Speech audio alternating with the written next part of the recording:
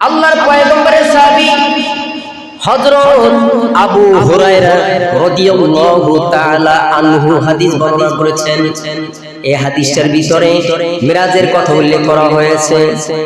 যেহেতু আজকে ২৬ তারিখ, রাত গেলে ২৭ তারিখ দিবাগত রাত, শবে মিরাজ, এ সম্পর্কে কিছু কথা বলবো ইনশাআল্লাহ। ও মুসলমান নবীর উম্মতের দল, আল্লাহর পয়গম্বর বলতেছেন, আমি যখন মিরাজ থেকে আসলাম, মিরাজ থেকে আসার পরে আমি নিজেকে দেখলাম খানায় কাবার হাতিমে উপস্থিত। আমি আমার সামনে ছিল কুরাইশের লোকজন। তারা আমাকে এই মিরাজ সম্পর্কে জিজ্ঞেস করে, প্রশ্ন করে, এবং ওই বাইতুল মুকাদ্দাস সম্পর্কে আমাকে জিজ্ঞেস করতে আছে। কিন্তু আমার স্মরণ নাই বাইতুল মুকাদ্দাস সম্পর্কে এমন প্রশ্ন করে, আমার স্মরণে নাই। আমি অস্থির হয়ে পড়লাম। আল্লাহর পয়গম্বর বলেন, আমি এমন অস্থির আর কখনই হই নাই। ইন্টারভিউ বোর্ডে গেলে কি অবস্থাটা হয়, জানা জিনিস ভুলে যায়, আছে কি নাই?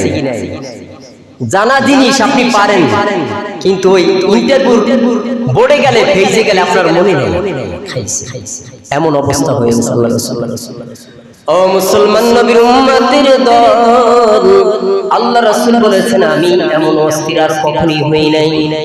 সেই মহান আল্লাহ রাব্বুল আলামিন, মহিয়ান গরিয়ান সর্বশক্তিমান দয়ালু দাতা মেহেরবান প্রভু, সেই আমাদের রব, তার নবীকে হ্যায় প্রতিপন্ন করবেন না। নবীর ইজ্জত আল্লাহ তার টিকায় রেখেছেন, ঠিক কিনা? এই বাইতুল মুকাদ্দাস আল্লাহ পাক রব্বুল আলামিন তার নবীর চোখের সামনে এনে দিলেন। সুবহানাল্লাহ, আরো জোরে বলুন সুবহানাল্লাহ। বিষয়টা বুঝছেন? কুরাইশের লোকেরা আল্লাহ রাসূলকে মিরাজ সম্পর্কে বিভিন্ন প্রশ্ন করে, এই বাইতুল মুকাদ্দাসের সম্পর্কে বিভিন্ন প্রশ্ন করে। দরজা কয়টা ছিল, জানালা কয়টা ছিল, বিভিন্ন প্রশ্ন করে।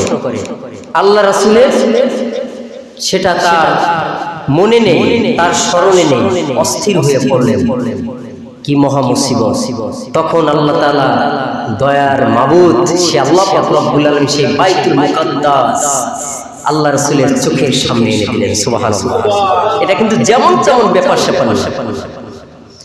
ও মুসলমান নবীর উম্মতের দল, আল্লাহর পয়গম্বর বলেন, আমি সেই বাইতুল মুকাদ্দাসের দিকে লক্ষ্য করতে লাগলাম, খেয়াল করতে লাগলাম। ওখানে কুরাইশের লোকজন আমাকে যে প্রশ্ন করে না কেন, আমি দেখে দেখে তার উত্তর দিয়ে দেই। সুবহানাল্লাহ। প্রত্যেকটার অ্যানসার আল্লাহ রাসূল দিয়ে দিতেছেন। ও মুসলমান নবীর উম্মতের দল, আল্লাহ রাসূল বললেন, মিরাজের রাতে আমি নবীগণের আম্বিয়া আলাইহিস সালাতু ওয়াস সালাম তাদের জামাতের মধ্যে উপস্থিত হই।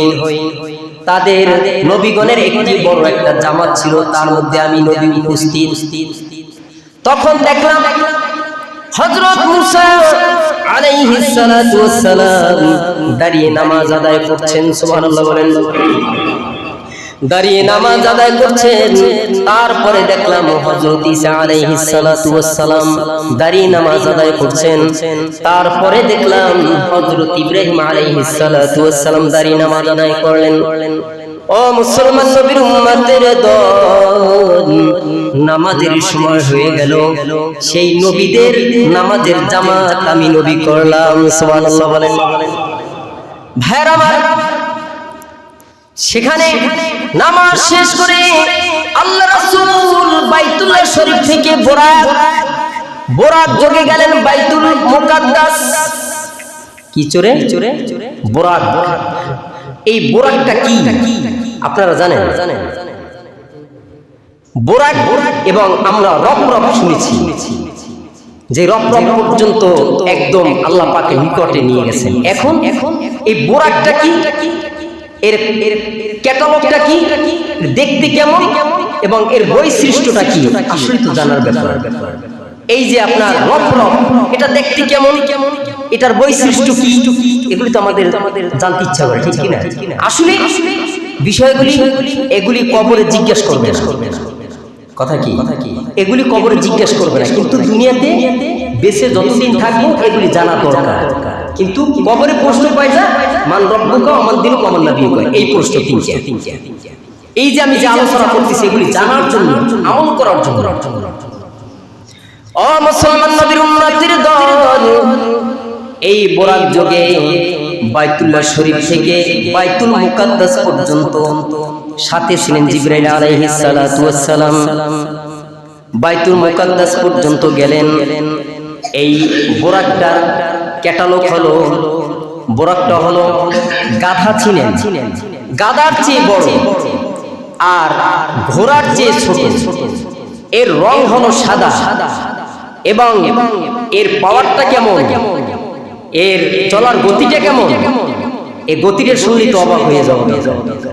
এর গতিটা হলো এই বোরাকের চোখের দৃষ্টি যে পর্যন্ত যাইব এক লাফে ওই পর্যন্ত সে চলে যাইব। সুবহানাল্লাহ।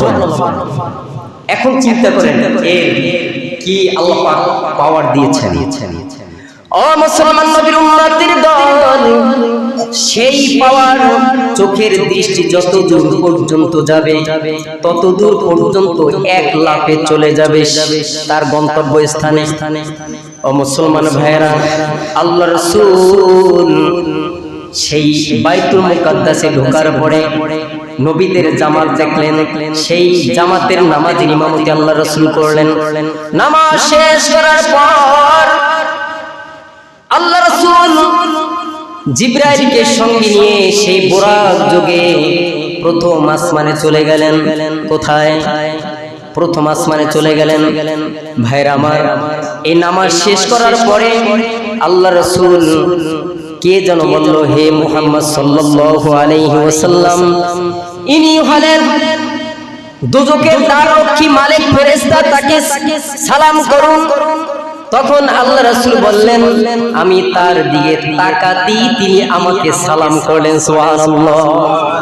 কি যেন বলল পিছন থেকে, ইয়া রাসূলুল্লাহ, ইয়া হাবিবাল্লাহ, ইনি হলেন দুজকের দ্বাররক্ষী মালিক ফেরেশতা, তাকে সালাম করুন। আল্লাহ রাসূলকে কি যেন বললেন, আল্লাহ রাসূল তার দিকে তাকাতেই তিনি সালাম প্রদান করলেন। সুবহানাল্লাহ। আমার নবী কেমন পাওয়ারফুল নবী ছিলেন। ইমামুল আউয়ালিনাল আখিরিন বাহর সদকা রাহমাতাল লিল আলামিন। আল্লাহু আকবার। সেই নবীর উম্মত আমরা।